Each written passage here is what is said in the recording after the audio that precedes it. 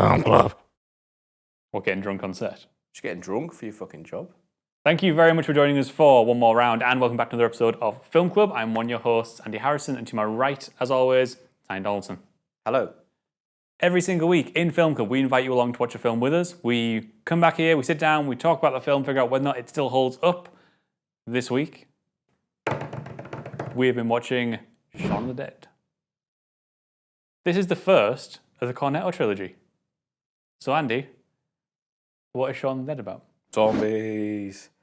Shaun and his flatmate and his mate who lives with him, who's not his flatmate, decide to live normally. And then he breaks up with his lass because he hasn't got his life together because he's just a bit of a waster. And then zombies happen. And then he wants to get back with his lass. So he picks up his lass and his mum and they go to the Winchester for a pint to lull it over. They don't lull it over, but they somehow get through it. Good summary. That's a good summary. You're a good summary. Yeah, it was good, man. What do you think? Edgar Wright. I love Shaun of the Dead. I always have. Yeah.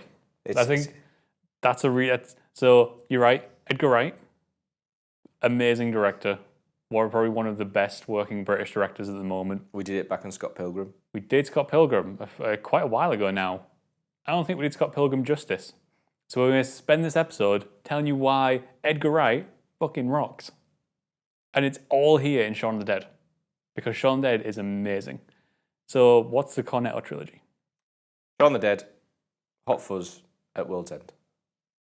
And it's Simon Pegg and Nick Frost, not necessarily playing the same character, but always playing the same kind of duo, the same kind of, what's it called? Simon Pegg's always the lead, and Nick Frost's always like the sidekick. The sidekick. He's always like the main supporting character. What do you call like Bad Boys? What do you call that one that we did before? It's buddy comedy. Cop. Yeah, it's a buddy comedy thing. All three of them like kind of buddy comedy. Less so at World's End. That's where there's a group of them as opposed to just two of them. Yeah. And you do include more characters into this. Martin Freeman's in it. Martin Freeman's in it. Martin Freeman's in. He's in this as well. Little like cameo. A minute. And so is Matt Lucas. Shooting Stars. Lucas, George Stars. And Jess Hines. Oh, is she the tall one out of the group? Is that a name? It's the girl who was in Spaced. I haven't seen Space, but this Space is Simon Pegg and Nick Frost. It's like that. That's how they kind of. Is it Nick Frost? Yeah, Nick Frost. Yeah, it's how they came to be. So the trilogy, like it's this group of people that appear in different kind of. That each film is different kind of universe, isn't it? Yeah. But it's got the same kind of style, the same kind of comedy. It's the same creative force behind the whole thing. Yeah. Edgar Wright, the thing I'm most known for is his use of editing, and what big example is those quick snapshots. Yep. Like Shaun of the Dead. Like Hot Fuzz. Like Scott Pilgrim, the shoelace scene in the advert. And I can't remember one from World's End, but I'm sure you'll find one. Thanks. I've made your job shit now. Those quick cut shots, for me, that's like when I know I'm watching an Edgar Wright film. Now, obviously, I know it's Edgar Wright, but back then I was like, oh, it's him that's done Shaun of the Dead. Yeah. And it's great. It's really good. And it kind of gives that character, it's creative editing. Is that what you called it before? I have no idea what I called it before. You called it something like that. And it's amazing. It really is. But it's also the way he tells stuff as well. Yeah. Like in this film, you're on about like a zombie film. He's using the idea of it's a zombie-themed film. And he's creating like a romantic comedy. Buddy cop, like I said. Buddy cop. Action, in some respect. Elements of horror. Like the whole thing at the start when there's all those jump suspense elements. All revolving around a zombie film. And to do that's pretty fucking cool. Yeah. It's pretty spectacular. He doesn't let himself like be defined by the genre. In fact, he likes to take a lot of the elements that are within the genre and play with those elements and like kind of turn them on the head a little bit. Hugely. There's like, good example of that is when they run over the guy on the road and they're oh God, like, is he all right? Oh my God, is he dead? Oh my God. So they pull back up, wind the wind down, like, you're right. And his head just comes up and he gets like those white eyes. He's clearly like one of the zombies. And he's like, oh, that's thank God. He goes, oh, thank God. And then drive off. It's like a great way of like turning a classic genre trope just on its head a little bit. Normally they'd see that face and they would freak out and Even like when they say like don't use the Z word, what? Zombies. Yeah, don't use that. But the fact they use it at all, like a lot of zombie films, a lot of zombie series like Walking Dead, they don't say the zombie word. That's because what I like about it's more realistic in their world to not say zombies. But they live in the world that we live in. They live in the world where Resident Evil has been a thing. Yeah. They live in the world where they've probably had Dawn of the Dead. Yeah. So like that kind of playing with that, like Ed knows that they're zombies. And it's funny. It's so funny. It's like it's genuinely funny, but it's so this is one of the strongest things about Edgar Wright. Edgar Wright does comedy better than anybody else working right now, I think. Do you reckon? And it's because he's not just writing funny scenes, and he's But not just letting his actors ad lib funny dialogue. Is that because he's using the technical part of his job to create comedy, quick cutscenes? Exactly. He's using the quick cuts. The music, how it works. Music. He's using that Queen scene at the end. Yeah, yeah. He's using dialogue, obviously. He's using camera movements. There'll be times where like There's lots of long camera movements in this film at the start, isn't there? there's that amazing Where he's got shot. the shot. Yeah. Shot. So Sorry. like the Shot, shot shot. that you're about to see down here is where Shaun comes out of his house, goes over to the shop, buys a cornetto and a Coke, which small little detail I love is it because this is the morning he's woken up after breaking up with Liz. He picks up a Coke, he puts it down, he picks Pepsi up a Max. Diet Coke. Oh yeah. Diet Coke. That's hilarious. Yeah. And yeah, the shot follows him all the way back as well. And then it does it again when it's like a zombie round this time. Yeah, well that is the zombie one. Oh, is it? Sorry, my apologies. Yeah, it doesn't follow him back on the first time. So it's classic. It's almost setting you up to be comfortable with it. You know that's about to happen. So like getting to see it then all destroyed is just wonderful. Like the choreography that goes into that, the pacing of it, all the production that goes into it, it's so impressive. I was going to say something about that as well, about another part of Edgar Wright, and I can't quite remember, so I'd just like to jump on. Is it that he's handsome? I haven't seen a picture of Edgar Wright. Have you not? No, sorry, I don't know, but you can fancy him if you want, I won't hold it against you. You guys can be the judge. Yeah. Simon Pegg. Yep. Simon Pegg is, like, incredible. He is, because Is this his first film? Major feature it's his film? first one, because this is Edgar Wright's first film. They went from doing Spaced. Also, Edgar Wright did Spaced. Edgar Wright did Spaced. Brilliant. Didn't know Nick that. Frost did Spaced. Simon Pegg did Spaced. Yep. And I'm sure it's Jessica Hine. I'll check It's that not. in a second. It's not his. Holy shit! He's in 24-Hour Party People. It's not his first feature film. Okay. It's one of them. Oh shit! So 24-Hour Party People was before Shaun the Dead. Go on. Cool. And they all kind of, that's where that creative collective came from, is from Spaced. Aye. And then they went and did Shaun Dead, which is their first feature film, like together as a creative whole. And what's most impressive about that is that all this stuff we're talking about. So, for example, you just said Simon Pegg's amazing in this, but he's not just amazing as a comedic element. He also performs dramatically. Well, look at the scene with his mother. Exactly. And that's a great scene, and he's proper feel his emotion, don't you? When he's amazing. saying bye to his mum, when he's about to kill Nobed David. Full name. Nobed David. Yeah, Nobed David. Dylan Moran, by the way, well fucking played. Yeah. Yeah, Really Dylan Moran. unusual character for Dylan Moran to play. Well, he's like very cynical, so Black Books, he's very cynical as well. True, So. yeah. But yeah. It's just really good to see Dylan Moran in an actual film. Proper. Simon Pegg has great chemistry with those around him. Yeah, he does. So like you got Nick Frost, which we'll go on to in a second. You got Kate Ashfield who plays Liz. I haven't seen her much before. No, okay. She's fit. And then you got like Diane David. Who's the woman? Yvonne. I don't understand that in Shaun the Dead. I was just like a complete. That's Jessica Hines. Ah, right. Because Is it played Jessica by Stevenson? Stevenson? Yeah. So I didn't understand how. Sorry, go on. I didn't understand how that was such a big deal. Him running into her. But obviously, if you've seen Space, then there's a bit of shit. It's the one that it's Jessica Stevenson that he used to be with. Not be with. Are they together in Space or something? Because there's that element that they like each other, like ex-girlfriend, old friends. Yeah, it doesn't really go that route, but they'd live together. Right, that the makes setup sense. is That makes sense. The setup is she's just broken up with her boyfriend, if I remember right, and she's looking for a place to live, and she ends up living with Simon Pegg. Ah, right, okay. Well, that makes the whole, because I never understood that, I've never seen Spaced. That makes the whole meeting up the first time, the second time, even the final time, it puts it in so much more context. It makes it work, Jessica Hines. It is Stephen. Oh, yeah. Oh, what's that word there? N with an apostrophe E, because there's Nee Stevenson's. I think that's a maiden name or a married name. One of the two, probably. Stage name. Could be stage name. So yeah, when I first saw Shaun Dead, that was my one little kind of gripe about it. Was like, what's with this random person that turns up, and I didn't quite get. Had you not seen Space by this point? No, the first time I saw Yeah, Shaun okay. Dead, I hadn't seen Spaced. Didn't quite get that. And Spaced helps because it is almost like a little bit of a Easter egg, like a creative nod to what they've done before. Is there any other Easter eggs in it from Spaced besides obviously the pairing of chemistry? Possibly. We'll come back to that. Cool. Sorry, I've thrown you off. No. It's fine. But then you kind of realise by the end that what he's done is he's kind of threaded this, like, he's basically flagged what's going to be a Deus Ex Machina at the end of this film, because they get out of their, like, situation. They were basically screwed. They get out of that by Yvonne coming in and helping them and, like, freeing them. So it is essentially a Deus Ex Machina. There's nothing, they don't get themselves out of the situation. But it kind of works because you've been seeing Yvonne throughout the film. You get to see her 3 times. I do like that they stick to, you ever heard of, I think it's Hitchcock's rule of 3 in film? If you want something to be important in a film, you reference it 3 times. I never knew that. That's really cool. So he meets her once before the zombie apocalypse. So what are you doing? Surviving. Yeah. It was a great nod to what happens later on.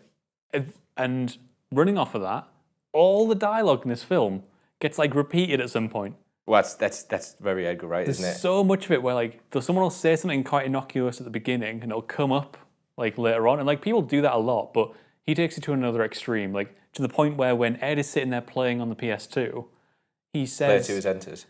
No, he says, what is it, top left, something, top left, reload, good shot.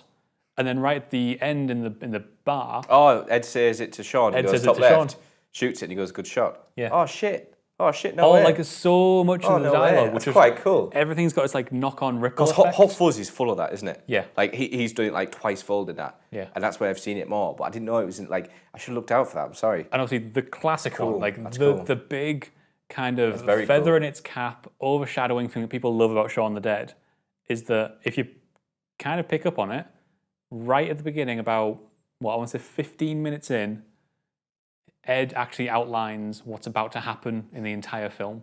Go on. What do you... It's where they're sitting in the pub, sitting in the Winchester. Shaun has just been dumped, Aye. and he's talking about how he's going to cheer him up, and he's like, I know, we'll have, was it Bloody Mary in the morning, then we'll go, what is it, Bloody Mary in the morning, something else, back to the bar for shots at the Winchester. And, like, what it does is shots at the Winchester. it's basically, it's outlining the whole premise of the film. Let me look up the actual quote, because it is wonderful. It's a great piece of writing, which people love about this. So in the meantime, I'm going to go on about Simon Pegg and Nick Frost. And I remember seeing an interview with, I think it was Nick Frost, saying how he was, the first time they met, he was at a party and he was outside having a drink. And it was something to do with his sister or his girlfriend, or he fancied the girl that Simon Pegg was with. And then he came up and he met Simon Pegg and he was like, holy fuck, this guy's a fucking genius. He's hilarious and all this. And he actually became quite close. And they spent more and more time together. And, like, Nick wasn't an actor, I don't believe, at the time. Simon was. But no, Nick wasn't. And they built this friendship that you know, it went up, and obviously they started Spaced. And it's quite cool how that kind of friendship is on screen as well as off screen. And it's quite good to see their dynamic, their chemistry together. And especially at the end when you get the later films, Hot Fuzz is a great example. But at World's End, I can't remember, I've only seen it once, I can't really reference it that much. Hot Fuzz is huge. And it's really cool how they come off that. So absolute credit to Simon Pegg and Nick Frost here. It's amazing. They play with each other so well. Incredibly well. They play with each other so well.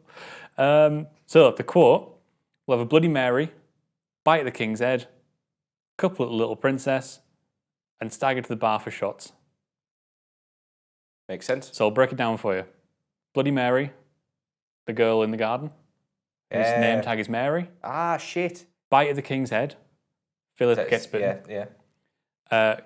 Couple at Little Princess, the couple being David and Di, the Little Princess being Liz, and stagger back to the bar for shots, which is back to the Winchester for literally shooting. Yeah, well played, I like that. But that's what Edgar Wright is, so that's how he forms his films. So going back to him, he's very intelligent in his approach to film. He doesn't just make a film with, let's do a start, middle, and the end. He finds a film and he makes everything like that with each other. There's a lot of time I almost feel like he's written the end and then threaded the beginning back in. That'd be quite cool if he did that. Like, everything about this comes back into play in some way. The flowers that Shaun throws away. Oh, well, it's for his girlfriend. It comes back to his mum, which His mum says, picks them thanks up. for everything like that. He's amazing, and he's amazing. And what I really like about this is the music. Your music's The fantastic. music works really well, and there's a great scene where he's on the bus, and it says Yeah. Zombie Nation, and it's just like, and even going on that, like the whole zombie vibe is how at the start you see the guys at the bus stop and they've got the phones out, and everyone's just Fantastic. he basically shows you that it's going to be a zombie film when everything hasn't kicked off yet. Yeah, all like That's it's fucking crowds brilliant. of people who are like they're acting zombified. There's like the people scanning the items, people on the bus. There's those like teenagers who are like making their way down the alley and stuff. And it's all like in time to the music. Even stuff like there's a kid who's kicking a ball. Yes, and to that's the all music, done in to the time. music. And he uses 2 tracks of Queen in this film. I have it over here. Just don't stop me now on the Don't jukebox, stop me and they're hitting now, the barman such a good with everything like that, and then it ends with "You're My Best Friend" by Queen. Funny story. Just been to see my mate Alex at weekend, and we drive down. Part of the tradition is when we go to, it's just past Dartford. You start going over Dartford Bridge, we put Queen's greatest hits on, blasting it out in the car like this, to the point, Bohemian Rhapsody, the solo, fucking right loud. Yeah. And then we go into the village near his house and we start blasting out Bicycle Race, windows down, proper knobheads, 10 p.m. sort of thing like this, going, I want to ride my bicycle, like By this. any chance, are you doing it as you go past bicycles? We fucking are. Oh yeah, we did that in Sheffield, didn't we? Yeah. No, but we do that. And so I just listened to a lot of Queen over the weekend, and to have it again in the film was amazing. I was just like, fuck yeah. Anyone puts Queen in a film and uses it exceptionally well. Tell you what, might be a good reference to Go on. Dawn of the Dead. Is it used in Dawn of the Pretty Dead? sure it's used in the remake of Dawn of the Dead. It's been a long time since I saw that. It's in the remake of Dawn of the Dead. I remember there's a Queen song at the start because he used Johnny Cash as well. Man Comes Around. It's the remake. Anyway, the music's exceptionally well done, and like you said, it does it to the beat. It does it like this. And the important thing I want to stress is right there. The lyrics. It's done well. This isn't like what happened with Suicide Squad last year, where they ploughed so much music into that and everyone just rolled their eyes and went, you're just trying to play us here. This is integrated so intrinsically and it's not overplayed as well. So well. I haven't seen it, but I've seen the advert. Baby Driver. Oh, yeah. Great example of this. The trailer. I can't wait to see the film because it looks very Edgar Wright with the music, with this, with Hot Fuzz and stuff like that. So I can't wait. For me, I think this is where a lot of it comes from. I think he lost it a little bit with Baby Driver. Okay. But we'll talk about that some other time. One last thing before we go. I want to say this film also looks amazing. It looks amazing. It's so underplayed in the way it looks. It's been shot in a way which is like relatively desaturated. There's not a lot of color going on for a comedy. Comedies are quite often quite bright and contrasty and like happy looking. This is very much more grim, but not overly grim. It's grim in a way which is very relatable.